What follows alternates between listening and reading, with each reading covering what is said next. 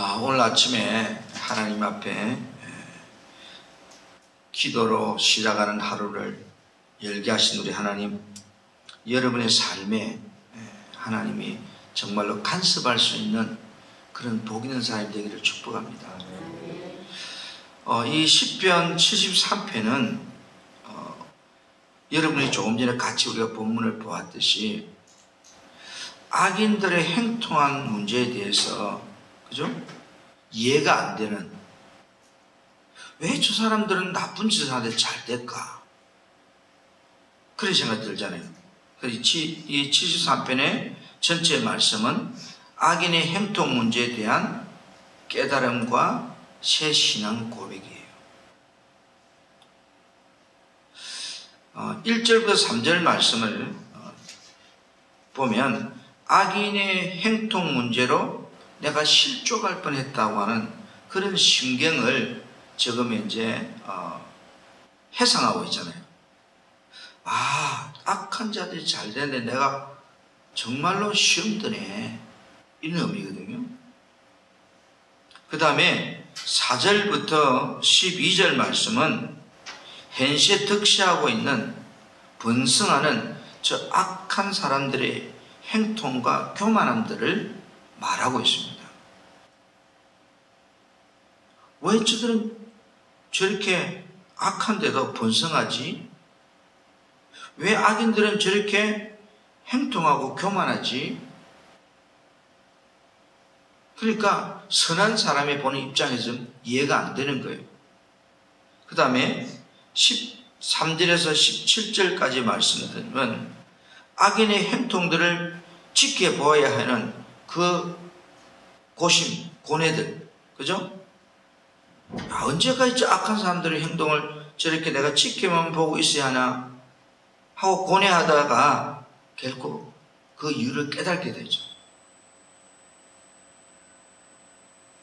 그리고 18절에서 마지막 28절까지 말씀은 하나님의 어떤 공의적인 신에 대해서 하나님을 향한 새로운 이제 신앙 고백을 하게 되는 이런 모습들을 지금 이제 쭉 우리에게 이 아침에 말씀하고 있는 내용이 시편 73편의 말씀입니다. 질문을 먼저 한번 뜬다면, 내가 악하게 사는데도 만약에 하나님이 징계하지 않고 행통하다면 그게 복인가? 어제 수요일도 말씀을 잠깐 회개 중에 말씀을 드렸습니다만은, 내가 하나님의 자녀가 맞는데 내가 악하게 살아가는데도 전혀 지장 없이 뭐가 잘되고 행동하다면 이게 복인가 하는 거예요. 또 반대로 악한 사람들이 저렇게 교만하고 악하게 사는데도 저 잘 되는 것이 복인가? 우리는 딜레마에 빠질 때가 있어요.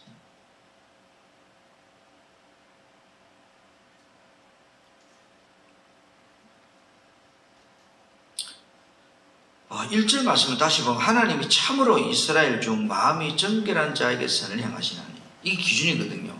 하나님의 선은 마음이 정결한 자, 깨끗한 자에게 선을 행하지 악한 자에게 선을 행하지 않거든요. 그게 하나님의 기준입니다. 그런데 지금 이제 이 시편 기자가 가지고 있는 생각이 그게 답인데 나는 그렇게 알고 있는데 어때요? 저 악한 인간들이 너무 잘 되는 거예요.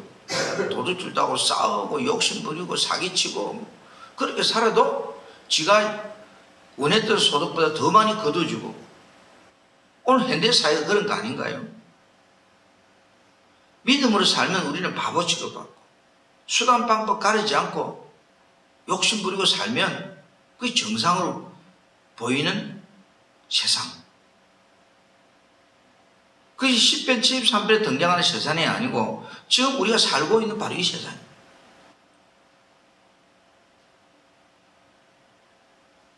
분명한 것은 세상적인 어떤 행동과 번성함이 하나님의 축복의 결과가 아니다는 것을 우리는 인지해야 돼요.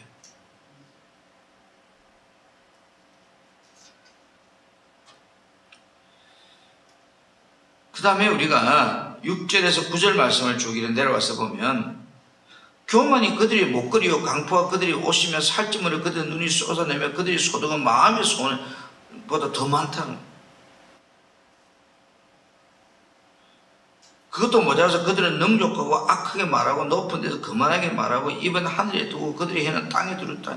정말로 이렇게 사는 모습. 그런데 하나님이 그들을 손대지 않고 가만히 두고 있다는 거예요. 그런데 우리는 조금만 잘못해도 하나님이 징계하고 조금만 믿음으로 살지 않아도 하나님이 고난을 주고 이게 공평한 건가? 이거 어떠세요? 우리 길을 가다가 남의 자식이 도둑이라든 싸우든 별로 간섭하지 않습니다. 그러나 내 자식이 만약에 싸우고 도둑질하면 어떨까요? 지나갈까요? 여러분, 하나님의 유기는요, 그대로 버려두는 것은 인생의 가장 큰 비극이에요. 만약에 여러분들이 오늘 이 6절, 7절, 8절, 9절 말씀을 그래 사는데도 하나님이 가만히 둔다면 여러분은 불행한 인간이에요. 바꿔 말해서 내가 이렇게 살 때 사사건건 하나님 내 인생에 가입하고 고난을 준다면 그게 행복한 인생이라고. 솔직히 우리는 어때요? 세상 사람이 이렇게 되고 싶잖아요. 내가 뭐 잘못했을 때도 고난을 주고 그러면 기분 나쁘잖아요.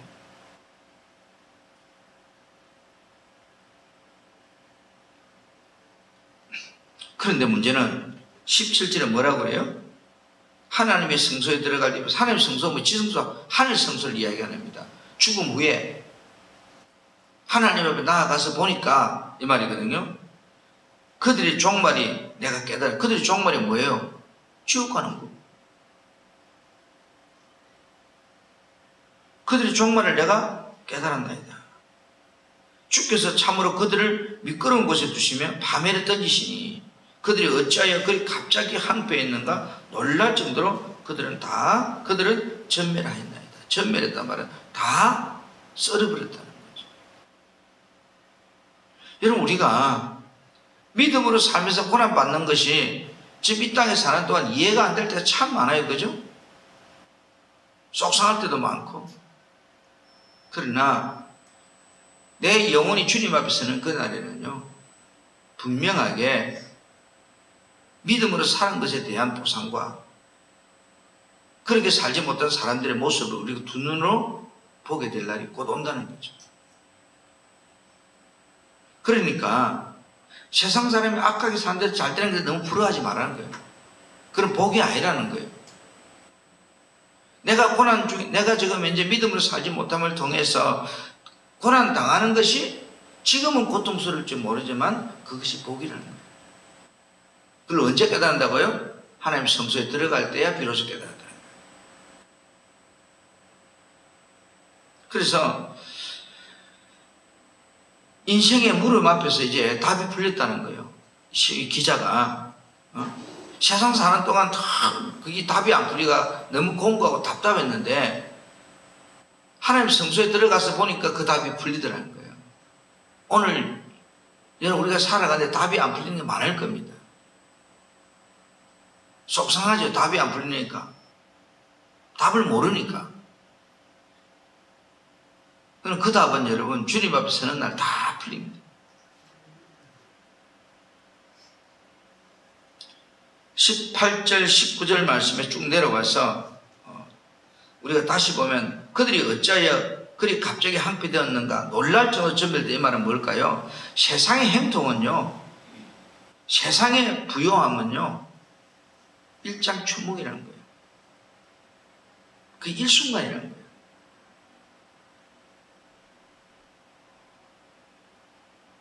마치 우리가 부자와 나사로를 비유해서 부자가 이 땅에서 화려하게 행복하게 뭐 행통하게 살았는지 모르지만 그의 인생은 일장춘몽이라는 거죠. 근데 세상 사람들은 부자처럼 살고 싶어 한다는 거죠. 예수 믿는 사람들도 여기에 지금 함정이 있는 거예요. 그 일장춘문 같은 세월을 추구하는 사람은 결국은요, 하나님의 성소에 들어가는 날 그 인생이 비참해짐을 오늘 이 73편에서도 시편 기자는 깨달았다는 것을 말해주고 있습니다. 지금 우리는 안 죽었어요. 그런데 이 시편 기자는 살아서 경험했던 것을 죽어서 이제 결론을 본 것을 이야기했죠. 여러분, 성경은 우리들을 향한 거울이에요. 나는 아직까지 안 죽었어요. 그렇기 때문에 마치 이 기자가 느끼는 것처럼 너무 속상해, 너무 이해 안 돼, 너무 세상이 불공평하잖아. 나는 믿음으로 사는데도 어렵고 저들은 대충 살아도 뭐 잘못되는구만. 나도 그만 저렇게 살고 싶어. 수은 갈등을 느낄지 모릅니다. 그러나 이 시편 기자가 결론에서 내가 하나님 성소에 들어갈 때 비로소 깨달았단 말은, 우리는 아직 그곳이 안 갔지만 이 말씀이 나의 인생의 앞날의 거울인 것을 깨달은 사람은요, 살아가는 법을 터득하는 것과 똑같은 거죠. 그래서 27절, 28절 마지막 절에 뭐라고 그래요? 무릇 주를 멀리하는 자는 망하리니. 여러분, 우리가 힘들다고 주를 멀리하면 안 돼요. 고통스럽다고 주를 떠나면 안 돼요. 악착같이 붙잡아야 돼요. 음녀같이 주를 떠난 자는 주께서 다 뭐요? 멸하시니. 하나님께 가까이 함이 내게 복이라. 내가 주 여호와를 나의 피난처로 삼아 주의 모든 행적을 전파해. 사람들이요, 힘들면요 자꾸 주님 통치에 떠나가려고 그래요. 그건 망하는 거예요. 여기 망한다는 것도 지금 여기 이야기 아니에요. 이 땅의 이야기 아니에요. 하나님 성소에 들어갈 때 그 인생은 지옥 가는 인생이 되고 만. 그럼 주님 떠난 사람이 구원받은 사람일까요? 아니에요. 정말로 구원받은 사람은 못 떠나요. 떠날 수가 없어요. 구원받은 척하고 살았기 때문에 주님을 떠나는 거죠. 하나님을 가까이 하면 복이라. 하나님을 가까이 하면 뭘까요? 가장 가깝게는 예배 생활이고 기도 생활이고 진정한 복의 척도는요, 얼마나 내가 하나님을 가까이 하고 사느냐에 있다는 걸 기억하시기 바랍니다. 내 삶은 지금 얼마나 하나님을 가까이 하고 살고 있는가, 하나님과 얼마나 많은 관계 속에 살고 있는가, 하나님과 내 사이에는 정말로 예배가 살아있는가, 아니면 세상 사람들이 살아가는 것이 부러워하고 그걸 갈망하고 내가 살고 있는 크리스찬인가. 비록 내가 지금 고난스럽고 고통스럽고 힘들어도 정말로 하나님을 붙잡으려고, 하나님과 가까이 하려고 몸부림치고 있는가. 그렇다면 그 사람은 소망이 있는 사람입니다. 왜요? 나의 하나님을 피난처로 삼는다는 모든 행적이 결국은 행통해지는 비결이기 때문입니다. 오늘 여러분, 우리는 세상 사람들이, 예수 안 믿는 사람들이 우리보다 잘 살고 뭐 나쁜 짓 해도 탈없고 그렇게 살아가는 세상 속에서 우리는 때로는 부러워할 때가 있습니다.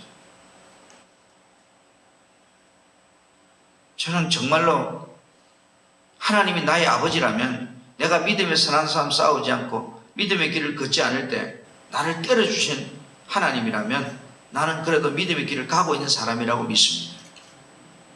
내가 목사인데도 하나님의 선을 이루고 따라가지 못하는 삶을 사는데도 하나님 나를 방치한다면 그건 행복이 아니고 불행입니다. 오늘 여러분,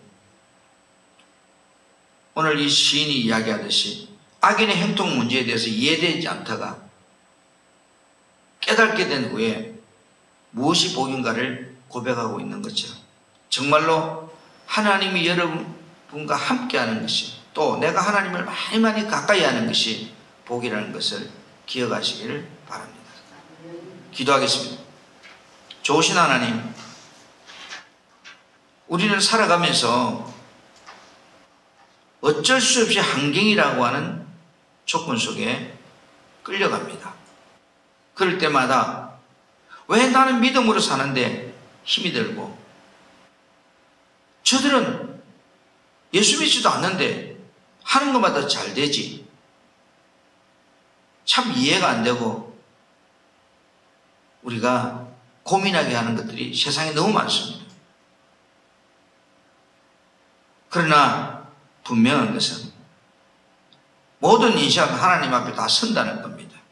심판의 때가 있다는 겁니다. 그때 가서야 깨달아지고 이해되어졌다는 오늘 말씀을 보면서 이 말씀이 내가 살아가는 이 땅의 삶의 거울로 볼 수 있게 도와주옵소서. 정말로 주님이 나를 사랑한다면 내가 믿음으로 살지 못할 때, 악을 행할 때, 또는 하나님의 기쁨이 되지 못할 때 나를 징계할 수 있는 그런 주님 입장에서 때리고 싶은 그런 믿음의 사람이 되게 도와주옵소서. 오늘 이 하루도 세상의 삶을 시작하고자 합니다. 주께서 만지시고 인도하시고 성을 행할 수 있는 은혜들을 공급해 주옵소서. 좋으신 하나님, 우리 풍성한 교회를 주께서 세우시고 지금까지 축복하신 하나님, 이 재단을 섬기는 사랑하는 주의 자녀들에게 은혜를 주옵소서. 정말로 믿음의 선한 삶 싸우게 하나님 도와주옵소서.